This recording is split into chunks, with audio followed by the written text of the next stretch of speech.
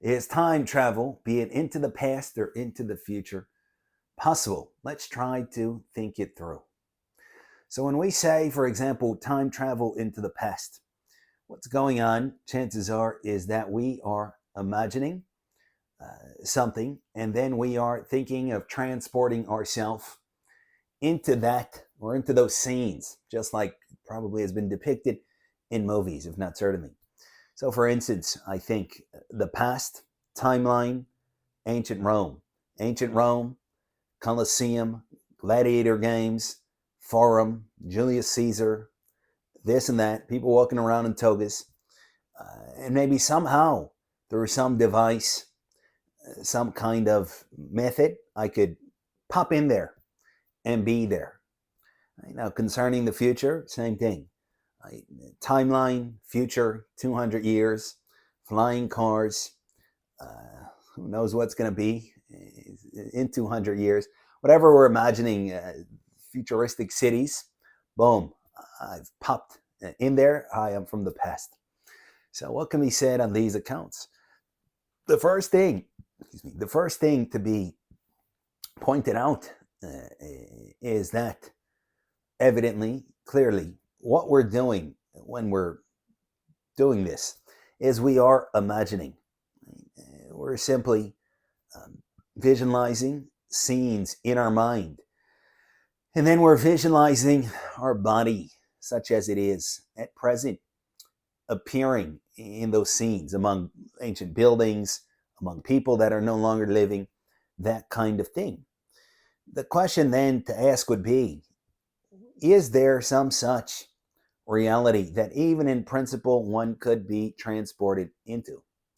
And here, the seemingly obvious thing to point out would be that any such scenes, any such version of things, again, I'm visualizing ancient Rome, ancient Greece, ancient China, whatever I like, right? The medieval times, the dark ages, whatever it might be, any such content exists from particular points of view, right, of particular people.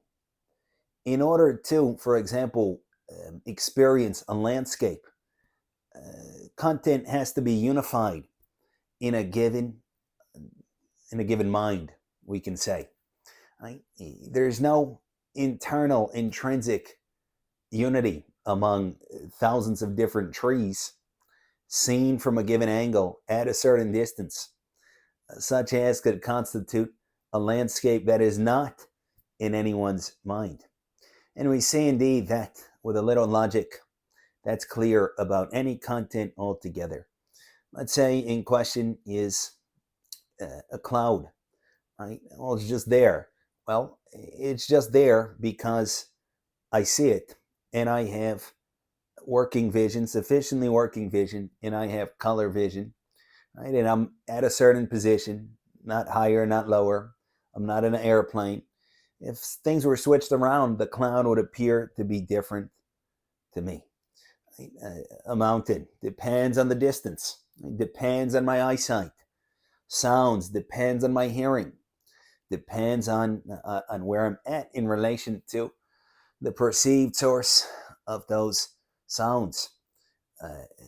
Tangible extension, meaning that I can touch something and my hand doesn't pass through it, predicated on working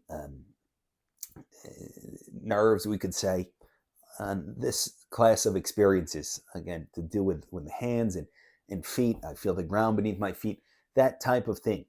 So we say that all such experiences are relational. They are in relation to anatomies and in relation to working sensory organs. Now, we could go down that rabbit hole and ask ourselves what is a thing in itself, so to say, such as is not in relation to sensory organs, but those questions could take us too far outside the present kind of focus. So it should be enough to say, it should suffice, should we say, to say that our experience is what we're visualizing when we think, oh, the past, the ancient Rome and so forth. Those can and do and must appear strictly in individual experiences. Therefore, when we say, "Oh, could I travel into the past and be just in Rome, period, just like there?" I'm just imagining something as I imagine it would be seen were I to be there, but I'm not there, and there's no reason to think that there's any um, kind of something there, right, that even conceivably could be passed into. It's a nonsensical type of thing. It's like somebody is a particular scene in a person's life. He or she is enjoying a meal, listening to music, experiencing the meal in view of his or her preferences, culinary preferences, understanding and appreciating the music vis-a-vis his or her auditory preferences, thinking certain thoughts, feeling certain bodily feelings. That is the present moment of this person. What does it mean to say that some other person could pass into this present moment once it has passed? What does that even mean? It's nonsensical. It does seem. Now, with that said, what is possible is to move one's body to different physical locations and consequently to have experiences that are then logically in light of our body's new location. So, for instance, if I did want to see Rome, right, then what I could do is I could move my body to Rome, and then I would see things that it makes sense for me to see based on where my body is and how much time we can say has passed concerning what I am looking at. So, for example, there was a time when there were simply rocks, granite, right? And then those rocks, presumably granite, maybe limestone, Roman concrete, whatever it might be, were molded into the aqueducts at some point. So bodies that were around at that time, persons that were around at that time concerning their anatomies, could have perceived intact, brand new aqueducts. Now, whatever the aqueducts are made of, again, whatever kind of stone it is, we could look into it. That material is subject to weathering. It is subject to modifications in light of all of the forces that are relevant: rain, um, wind, and such. Consequently, as a succession proceeds from when these aqueducts are brand new going forward, the stone will be weathered and the form of the aqueducts will degrade. And consequently, if my body is born what is called several thousand years after the aqueducts were originally built, after all of that weathering and all of those other influences, maybe some earthquakes and this and that, and I go and move my body close to the aqueducts, I'm going to perceive what it makes sense for me to see in light of that, which is not brand new aqueducts, but just their ruins for the most part, right? Broken columns and that kind of stuff. So that is possible. And that is why it seems time travel empirically into the future is possible. How is it possible? Very simple. I have to cut out my consciousness for some stretch of time, excuse me, and yet have my body remain alive and able to sustain it, meaning my consciousness, again, just to speak loosely, non-technically, and then I need wake up at some point such that other such successions have passed, and yet such that I did not, or a point during the duration of which I did not observe actively these successions going on. Otherwise, it would be no fun, and I would just experience it as regular life. In some sense, we're constantly passing into the future, depending on how we might phrase it. Meaning, for example, if I want to, let's say right now, I'm sitting in an airplane seat, and I want to pass 8 hours into the future, just like that. What do I need to do? I need to fall asleep, hopefully deep sleep, even when there's no dreams or where there's no dreams. And then I'll be up And if I recall back to that earlier point, I could interpret that as being 8 hours into the future. Right? If I have surgery, general anesthesia, as I'm going under, I can say, I want to be in the future after this surgery is done. And what do you know? Just like that, if things go as they should, I'll be in the future. Well, now the surgery is done. So that, in theory, as bounded by biology, could be extended. Again, whatever the biological limits here would be.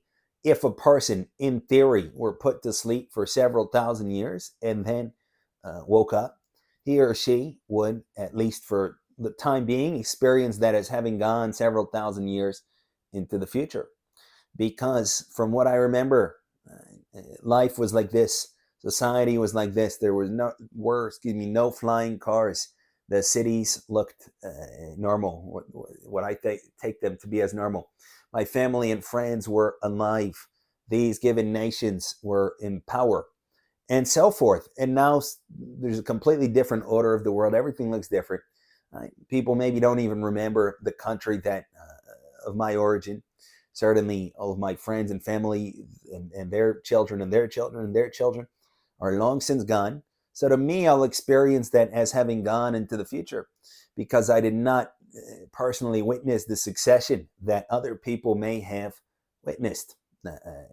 Nobody could have witnessed the whole succession unless, again, they're living that long, but segments of it, right? Like somebody who's in a given city gradually sees some buildings being torn down.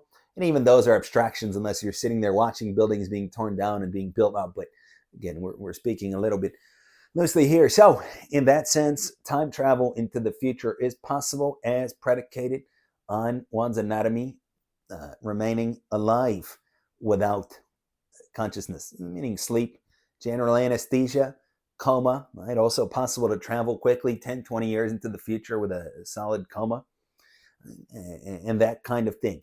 Travel into the past, however, it's not even clear what would be here denied, right? To negate something, there has to be something. We have to crystallize some kind of notion in our mind that we are saying is not so.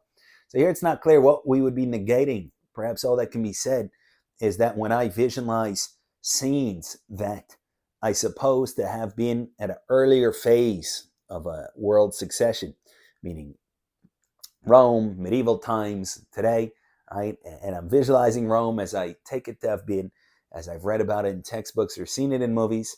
What I need to remember is that that is somebody's particular point of view. It is absurd to say that I could go into somebody's particular point of view, which is wholly predicated on them being them. And there's really nothing to deny. It's just the words used incorrectly.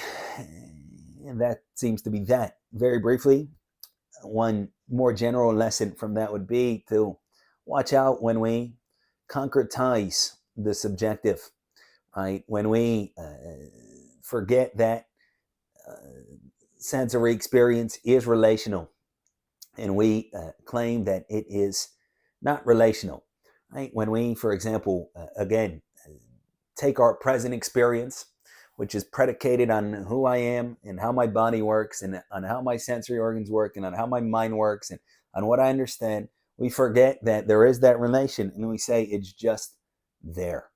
And that can create all kinds of issues, from having us think that perhaps time travel into the past is possible, to having us think that perhaps there's, again, these concrete, absolute realities, time and space and the universe and so forth, that have nothing to do with individual perspectives and perhaps that are over and above those perspectives. All kinds of issues from this kind of naive realism.